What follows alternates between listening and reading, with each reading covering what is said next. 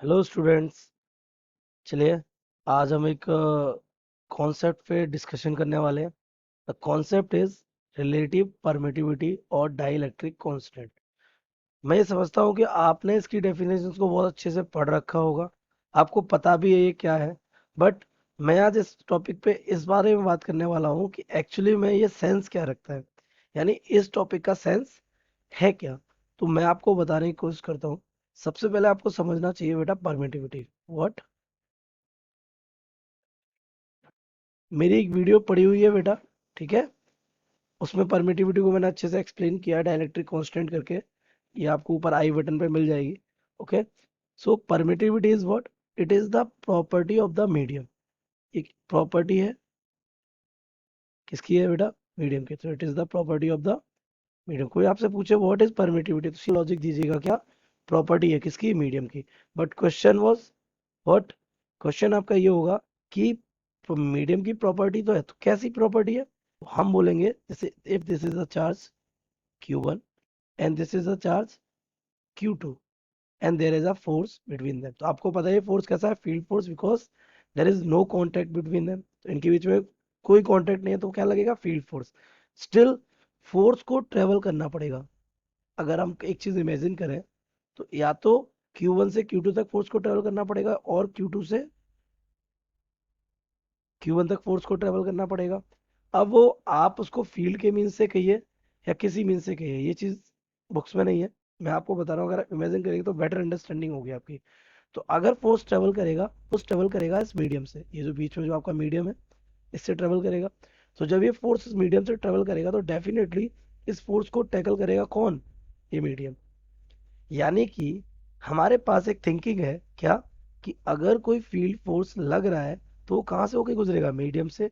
So there should be a dependency on medium of that force. तो उस force की उस मीडियम पे क्या होनी चाहिए, डिपेंडेंसी। बट हमारे पास एक और फील्ड फोर्स होता है जिसे हम क्या कहते हैं बेटा, ग्रेविटेशनल फोर्स। तो बेटा आपको पता है और मैं बता भी देता हूँ कि हमारी जो बेटा नेचर है फुल ऑफ अनएक्सपेक्टेड थिंग्स। हमारी नेचर पूरी तरीके से किससे भरा पड़ा है, अनएक्सपेक्टेड थिंग्स है। तो ये जो ग्रेविटेशनल फोर्स है ये भी हमारा बेटा क्या कैसा फोर्स है, एक फील्ड फोर्स है। और ये इंडिपेंडेंट ऑफ मीडियम है। कैसा है, इंडिपेंडेंट ऑफ मीडियम। सिंपल, ठीक है। अब इंडिपेंडेंट ऑफ मीडियम होने का सेंस क्या है, यानी कि if there is a mass m1 and there is a mass m2, और ये भी फील्ड फोर्स लगेगा, यानी इस फोर्स को भी इधर से इधर होकर गुजरना पड़ेगा और इस फोर्स को भी इधर से इधर होके गुजरना पड़ेगा, किस में से, मीडियम से। But still there is no dependency on medium. यानी ये फोर्स मीडियम पे पूरी तरीके से कैसा रहता है बेटा, इंडिपेंडेंट रहता है। इतना लॉजिक आपके समझ आया होगा। अच्छा, हम कहाँ पे थे, प्रॉपर्टी ऑफ द मीडियम। अच्छा, ये कैसी प्रॉपर्टी है, तो आप सीधा कहेंगे it is an electrical property. कैसी प्रॉपर्टी है, इलेक्ट्रिक। क्यों, क्योंकि ये दो चार्जेस के बीच में जो फोर्स लगता है, इलेक्ट्रोस्टैटिक फोर्स, वो डिपेंड करता है मीडियम पर। और उसी प्रॉपर्टी की हम बात कर रहे हैं। ये दिस इज व्हाट प्रॉपर्टी, जो एडजस्ट करती है किसको, फोर्स को। इसमें कोई प्रॉब्लम नहीं, ठीक है। अगर हम देखें तो ये प्रॉपर्टी बेटा हमारी, ये प्रॉपर्टी हमारी मीडियम की जो प्रॉपर्टी है, एयर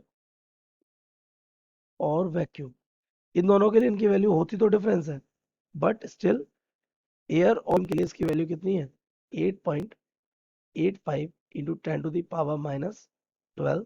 यूनिट क्या रहती है इसकी, coulomb square per newton metre square. तो ये इसकी क्या रहती है, यूनिट रहती है। और ये इसकी क्या रहती है, वैल्यू। उसको हम डिनोट किससे करते हैं, एप्सिलॉन नॉट से, ठीक है। अभी हमें पता कैसे चलेगी इसकी वैल्यू इतनी है, तो हमें पता है कूलाम्स लॉ क्या कहता है, एफ इज इक्वल टू के Q1 Q2 by are square. इस के की वैल्यू को हम फाइंड कर सकते हैं, how, by F R square upon Q1 Q2। तो हमने ये फाइंड किया है फॉर एयर और वैक्यूम।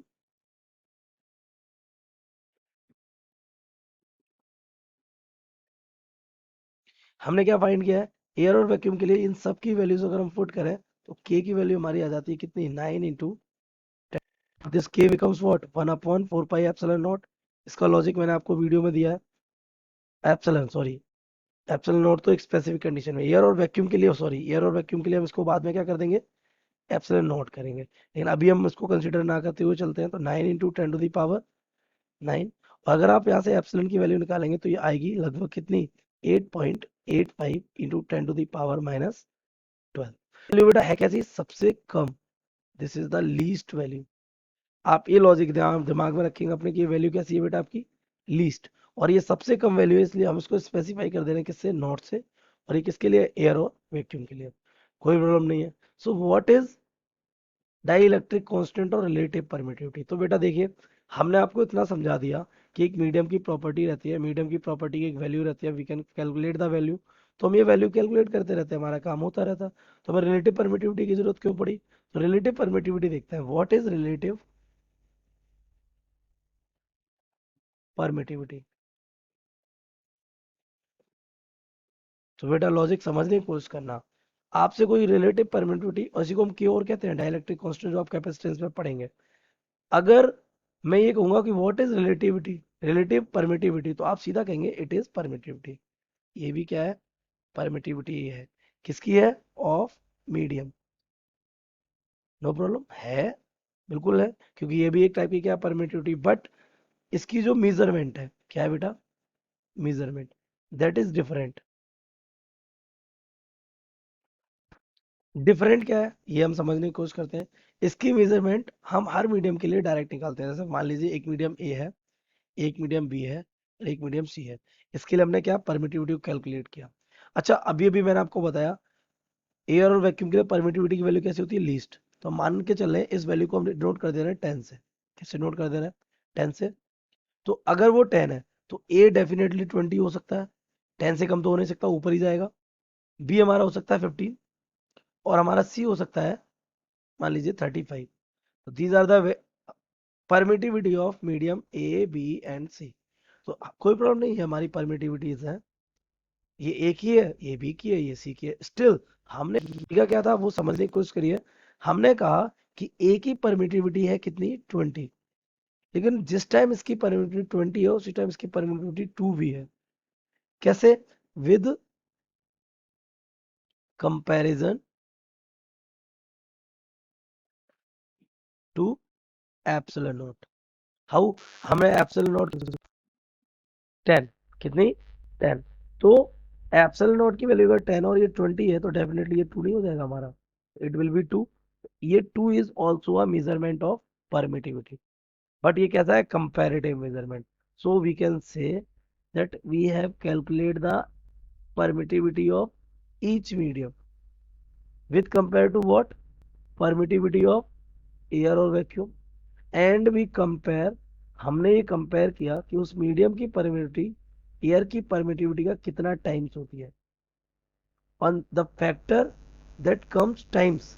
इसी को हम क्या कहते हैं, ईवर रिलेटिव परमिटिविटी और डाइलेक्ट्रिक कांस्टेंट कहते हैं। यहाँ से अगर डाइलेक्ट्रिक कांस्टेंट अगर आप कैलकुलेट करेंगे तो क्या हो जाएगा, epsilon m divided by epsilon naught. This is your concept. So आप समझ गए होंगे इसको क्या है। अब अगर यही अगर हम एक डाइलेक्ट्रिक मीडियम पर अप्लाई करें, तो आपको मैं बताऊं, जैसे ये हमारा क्या है, एक डाइलेक्ट्रिक मीडियम है, ओके। तो ये डाइलेक्ट्रिक मीडियम की डाइलेक्ट्रिक कांस्टेंट कितना है, के है, और ये मीडियम हमारा एयर और वैक्यूम से कैसा है, अलग है। तो हम सपोज करके चल रहे हैं कि हमारा यहाँ पे एक इलेक्ट्रिक फील्ड है, जो इलेक्ट्रिक फील्ड हमारा कितना है, ओरिजिनल है, ई नॉट वेक्टर। तो अगर आप यहाँ पर एक डाइलेक्ट्रिक मीडियम रखेंगे तो डेफिनेटली ये मीडियम क्या हो जाएगा, चेंज। अब मीडियम हो जाएगा चेंज, तो इसके अंदर का इलेक्ट्रिक फील्ड भी क्या होगा, change, because electric field is dependent on force upon charge. Electric field किस पे डिपेंड करता है, फोर्स अपॉन चार्ज पे। और जो आपका फोर्स होता है ये डिपेंड करता है किस पर, एप्सिलॉन पर। वो भी कैसा, इनवर्सली, कैसा कैसा डिपेंड करता है बेटा, इनवर्सली। आप कूलम्स लॉ से ये बात जानते हैं। तो अगर ये इनवर्सली प्रोपोर्शनल है इसके, तो हमने के को बेटा क्या लिखा था, के को हमने लिखा था epsilon m divided by epsilon naught. तो फोर्स की टर्म में ये क्या लिख दिया जाएगा, इसका reciprocal, that means force in vacuum, not vacuum था, divided by force in medium. तो सिंपली अगर हम यहाँ पे के को लिखें तो हमारा फोर्स और इलेक्ट्रिक फील्ड तो डायरेक्ट में आते हैं, तो फोर्स की जगह हम इलेक्ट्रिक फील्ड को रिप्रेजेंट कर सकते हैं प्रोपोर्शनलिटी में। तो ये वैक्यूम यानी कि ओरिजिनल वाला एयर में चला जाएगा, तो E naught divided by F M, यानी कि electric field inside the medium, और मीडियम अंदर का इलेक्ट्रिक फील्ड क्या मान लेते हैं, ई।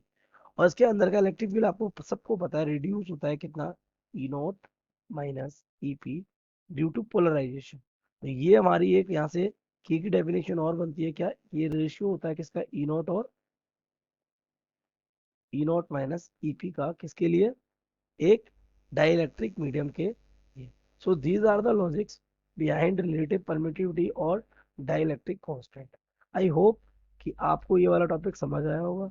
अगर इसमें आपको कोई भी डाउट होता है और अगर आपको ये कहीं से भी टफ लगता है तो आप मुझे बताएं, मैं आपको बेटर एक्सप्लेनेशन देने की कोशिश करूंगा।